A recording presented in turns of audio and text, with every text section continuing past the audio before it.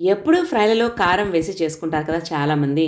అలా కాకుండా ఈ పౌడర్ కనుక వేసి చేసుకుంటే బీరకాయ తినని వాళ్ళకి కూడా ఈ బీరకాయ ఫ్రై ఖచ్చితంగా తినేస్తారు. హాయ్ ఫ్రెండ్స్, నేను మీ Sari. Welcome back to Mudireddy Sari's kitchen. ఇప్పుడు నేను ఒక కేజీ బీరకాయలతో ఫ్రై చేస్తున్నాను. మార్కెట్ నుంచి తెచ్చుకున్న బీరకాయల్ని శుభ్రంగా కడుక్కొని పీల్ చేసుకొని ఎక్కువ పొట్టుని తీసేసేయద్దు. పీల్ చేసేటప్పుడు లైట్గా ఆ గారెలుగా ఉండే దగ్గర మాత్రమే చేసుకొని ముక్కలుగా కట్ చేసి పెట్టుకోండి. ఇప్పుడు స్టవ్ మీద బాండి పెట్టి ఆయిల్ వేసి పచ్చిశనగపప్పు కాస్త ఎక్కువే వేసుకోండి, తినేటప్పుడు బాగుంటుంది.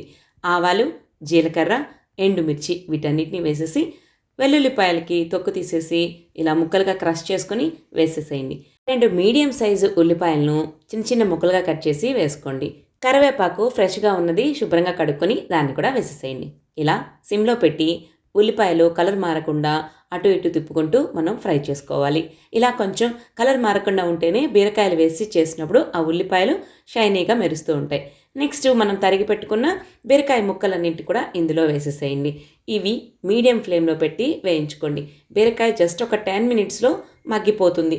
అందుకని లైట్గా ఇలా తిప్పుకుంటూ మనం ఆవిరి వచ్చేంత వరకు ఉంచుకోవాలి. కాస్త పసుపు వేసి మూత పెట్టి ఇలా మనం చూడండి వాటర్ వస్తున్నాయి కదా, ఆ వాటర్లోనే ఈ బీరకాయ అనేది చాలా వరకు ఉడికిపోతుంది. ఈ స్టేజ్లో మనం కాస్త కల్లుప్పు తీసుకొని ఇందులో వేసుకోవాలి. మీకు జస్ట్ ఫ్రై వరకే అయితే కాస్త వేసుకోండి. అలా కాకుండా అన్నంలో కలుపుకొని తినాలనుకుంటే ఇంకొంచెం ఉప్పు వేసుకోండి. ఇలా మూత పెట్టి ఒక 5 మినిట్స్ ఉడికించిన తర్వాత ఆ వాటర్ అంతా ఇంకిపోతుంది. నెక్స్ట్ కాస్త కారం వేసుకోండి. కారం అనేది నేను మసాలా కారం వేసానండి, అది ఫ్లేవర్ బాగుంటుంది. మీరు కనుక నార్మల్ కారమే అయితే దాంట్లోకి ధనియాల పొడి, జీలకర్ర పౌడర్ కూడా వేసుకోండి. నెక్స్ట్ ఈ కారం అంతా దీనికి పట్టేలాగా అటు ఇటు కలుపుకుంటూ బీరకాయని ఉడికించుకోవాలి. ఇప్పుడు మనం దీనికి స్పెషల్ పౌడర్ వేసుకుంటాం కదా, కమ్మగా ఉండేదానికి మనం చేయాల్సింది గ్రౌండ్ నట్స్ని వేయించుకోండి. వేరుశనగ పప్పుని వేయించుకున్నట్టు ఇంట్లో ఉంటే రెడీగా ఇంకా ఈజీగా అయిపోతుంది. లేదు కూర పొయ్యి మీద పెట్టుకున్నప్పుడు మనం ఇంకొక స్టవ్ మీద ఈ వేరుశనగ గుళ్ళని వేయించుకోవచ్చు. సో ఇలా నేను పొట్టుతోనే వేస్తాను.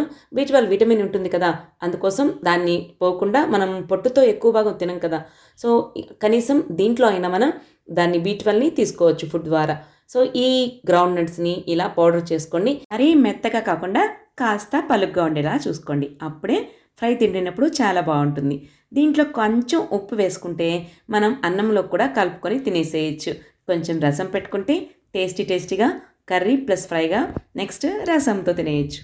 గ్రౌండ్ నట్ పౌడర్ వేసిన 2 మినిట్స్ తర్వాత స్టవ్ ఆఫ్ చేసేసుకోవాలి. లాస్ట్లో కొత్తిమీర చల్లుకొని అటు ఇటు తిప్పుకుంటే మనకు టేస్టీగా కమ్మగా ఉండే బీరకాయ ఫ్రై రెడీ అయిపోతుంది.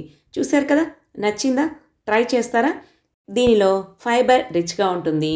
So gut friendly, iron, vitamin B6 కూడా ఉంటుంది. హార్ట్ హెల్త్కి చాలా మంచిది. Rich in fibre and low glycemic value ఉండడం వల్ల వెయిట్ లాస్ మేనేజ్మెంట్లో కూడా యూజ్ అవుతుంది. ఇన్ఫ్లమేటరీ డిసీజ్ ఉన్న వాళ్ళకి ఇది చాలా హెల్ప్ఫుల్. బ్లడ్ షుగర్ లెవెల్స్ని మేనేజ్ చేస్తుంది. సో డయాబెటీస్ కూడా చాలా మంచిది. సో ఇన్ని ఉపయోగాలున్న బీరకాయని రెగ్యులర్గా తీసుకోండి. మన ఛానల్ని ఫస్ట్ టైం కనుక చూస్తున్నట్టయితే మన ముదిరెడ్డి సరీస్ కిచెన్ని సబ్స్క్రైబ్ చేసుకోండి. మీ ఫ్రెండ్స్ అండ్ ఫ్యామిలీ మెంబర్స్కి షేర్ చేయండి. మీ లైక్స్ అండ్ కమెంట్సే నాకు మోటివేషన్. మరో వీడియోతో మళ్ళీ కలుద్దామా? అప్పటి వరకు take care and bye bye.